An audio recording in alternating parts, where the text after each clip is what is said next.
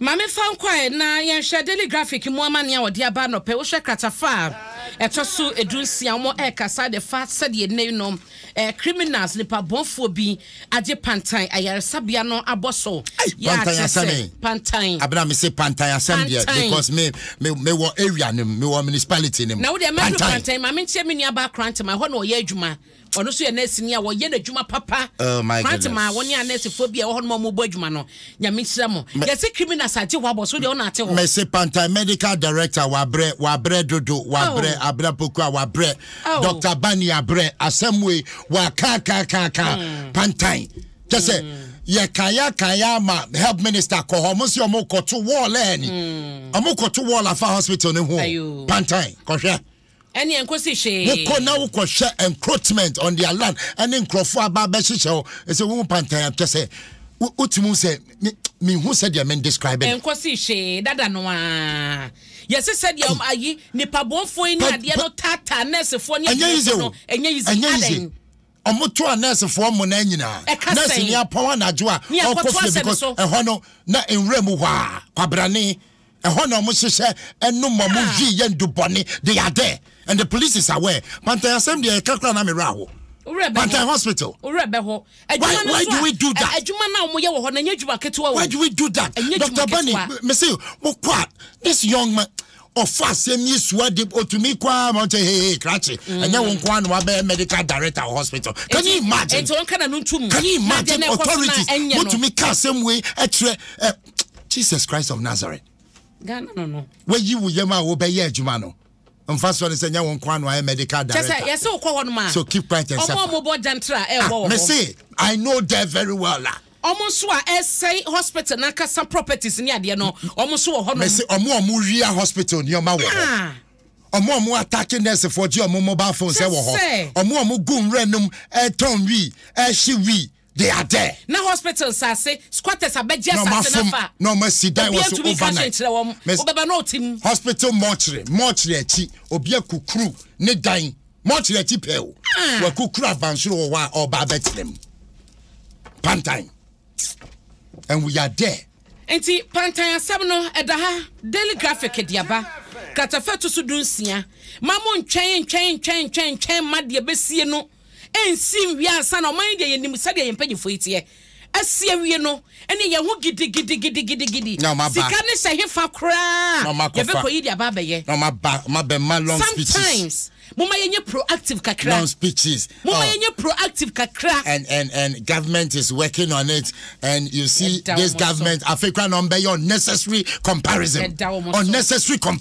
and who here you know when this government came now another government swag back you see when we came unnecessary comparison fix the problem and stop this rhetorics of we're doing parody speeches near trauma mo abekinka fefefe near so ya niate ya bonse mama health Wabekasa or trying to VH ne refi because Wabemba speech me up boy and say mama. What is this? Kwakwaji my manu na yeso for no shapo mudi wonsem so. He's aware or you aware of pantai. Me say wakoho. Ada yasa adwuma no ma de that say. Dr. Okoboy has been there. They went there with their security bibia they had omo koe ko say omo be yen overnight. Asempa ekosi sen. Pantai asem. Ekosi sen. Ya na nurse fogu so to bre. Unless if focus to bread. Ne buy a nurse no what pantaya. Ne buy a nurse no what pantaya. And Kobemana I go through this situation. I mean, sometimes I just don't understand. It's sickening. Yeah, but yes, it's sickening. Oh, Obidi bibia ba on. A rabbit yaba and a sinner henaku ahia. Na mami reading asemo ya sana makwa asempa un say ebu on ma ukọ wa say to mete minimu de mu ye mema ntimo ntia so bi o ye ba bia no obeti ase ebi on ma e depend ya na menye nesini basa kwada ne bu ebi on ma ya na mumu odu kakra ti se mimi say no say o hese de mete ya mema mu odu nti no me de mema wo nyina no eye CS awo se me a metimo de menya nuru sa level no yes but it's ono tre say Patotiki we mechi na eden mame is it Tetekwasi Memorial Hospital? Tetekwasi Memorial Hospital. Tetekwasi Memorial Hospital. Ose ho no kwo ye. Na ose owo no nurse ni se wa na ho ye. E na owo ye ntino na se no teye. etin so a eye ya eno no ebi a omo bo nchen ne nchen pane na omapam na sempa wodwo so na kamu a meba na ose nurse ne ka kire ne say eye midwife mponye nurse ose se na so ya adin ti no obepam no such a way say ne kunu tumi mba ne ho bio enne na be mo say ampampa so no nurse ne ye ne sa enti no ayo ame ba cho private na request ne contact my na me hunu se o ma ho ye kese ana so o ma ho kire ye se enye yi a oni ne da enye yi a ene si na sem wo ye bedi akire wapam oba ase say because na so identity wapam with time no a hilina amana be normal say na so de say o ka so na ho ntiri wa na ho sa enti wo be pam in such a way say ne kunu krompo entumi e ma ne nche abla me drive me mesh when you so me de nsem bi o wa I mean sabre no ti bia wo ni yawa nsem bi so e ho no yawa wo famu no asempa na me drive wo de me yira fa kwan we so be ka say na so eden midwife for Tete Kwasi Memorial Hospital international patro ayowa woni ne mon komo ache ho me wi a me follow up na ye hunu se wo si kwan no anaso ama hodom na ja ne ho ainti no che se wo ye ho hia enye yi a na ya te ase enye fine o enye fine enti Pantai Hospital no and then Pantai Hospital no anase for ho adokota for ho mu nyina no omo ye nuanom omo ye kununom omo ye ma omo ye chese ye yirenom me se Pantai Hospital abena or what to me be ward because it's so bad. I'm telling you Pantai Nsem easy Pantai Hospital now or what to me be ward you just like that you Jane it's sad. I mean sometimes asempa de my yenko yenim na me fa de akara na yeso mo se no yenyan wie ye asem wo ye bedi akire na wo sha say ya katafatu so adu no e wo daily graphic na ya kochicha award yes say health minister ya man award so ya de ya man award so ya de na kwakwati my menu ati award you have the same minister say say wonu krampo even though so no ne family nyina wo health insurance card no you no look at that because it is not working look at that obi so come and probia e be tia ka cho say system wo down until ayisha na ya show na wo say utua such a health minister ne ya man award ya bona baso na Ghana for so ya kan brade yesu empanifo ipa kese mumbu ye mfari ye crowd ya man award mumbu ye mfari kese ye na to abama mo I'm surprised asempa when na waso o hwese health insurance card no adwuma when na ko yes best minister ne a man award no so na ni age nti woda as a sector minister wo say wo hweman yo woda because goodness. And Abaya Sabia stories a few ho na few of them and the general so one kwano be kwano na the management omo that facility honom no and the ye adwuma ni ye obi adeda na me de ogina mu me late father SWK Chadide me say abana se wo yes wo de ne kokolebu a o se kolebu de enkobewu ai onim onsi ho kolebu de ne enko nda ho onim ade yo se kolebu onko in fact it's so sad it is so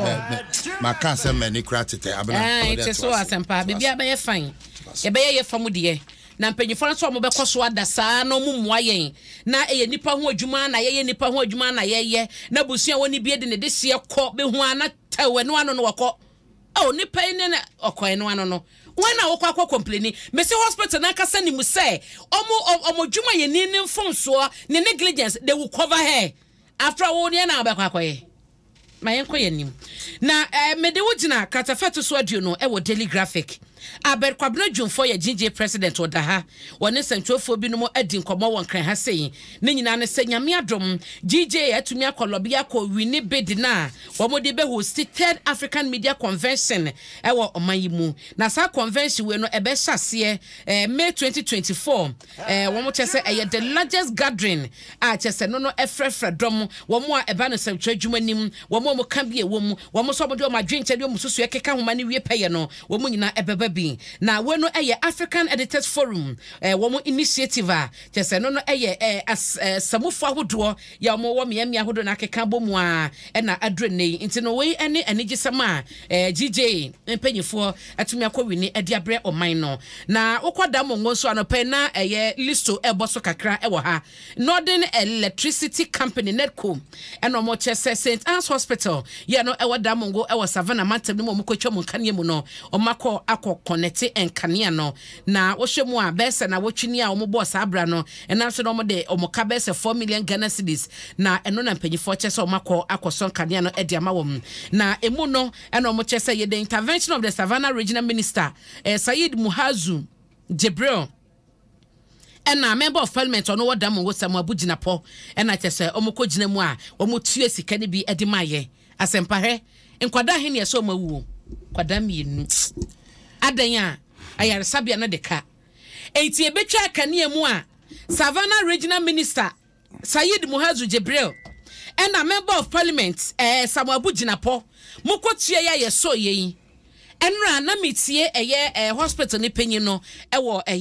Joy News na wotie the person with Twitter papa no ekasa odi yawo oda MPC eda regional minister say but adenti na wasi yetina say is it the case they were not aware say ayarsabia ne de car na wo munima na obi ankobo mama ne ene Canada won mama akotwa nkane mama nkwada mo woniku nkwada a wo mo eda machine so achiro mo kwa asan ye kotu ase enkoso nkane a na nti we no enase bi wo mana ani so wo mana eye so makotu ye krompa me akoso kane ne dia ma wom but the fact say ye dum kane no krompa ye kotwa mu a generator antumi function and seven kwada we life no eye so sad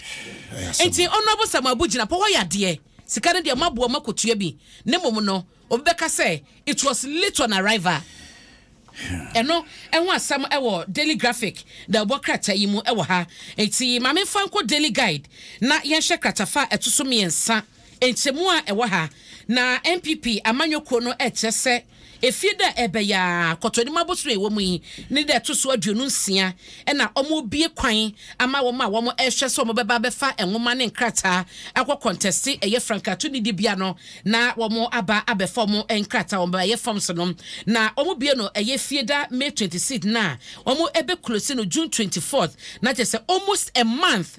and now omo de emma so bia enfamra me fan forms General Secretary Edema NPP aye Justin Kodua Frimpong wono enanensa ehase and what is a timetable omo de bedi dwuma no National Executive Committee no ye NEC and National Council ekonhyemude no munyina agitumu a na no Jordan na sanhyemude no omo chese ekokokoko so ya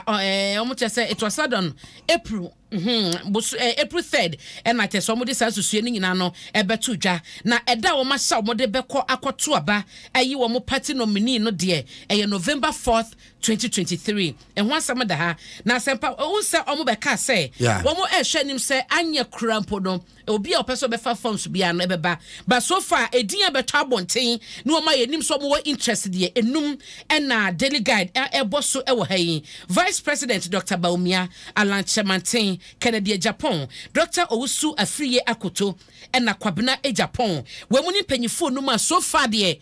oma make your intentions clear ese omo ebe contest na wo hwemu a wo hwe 2008 a panyifo makoma kudun woche na contest ye ewo MPP mu a no munyina ehwe so betumi atu franka edema party no na enenu susuye no ba bia begina ne se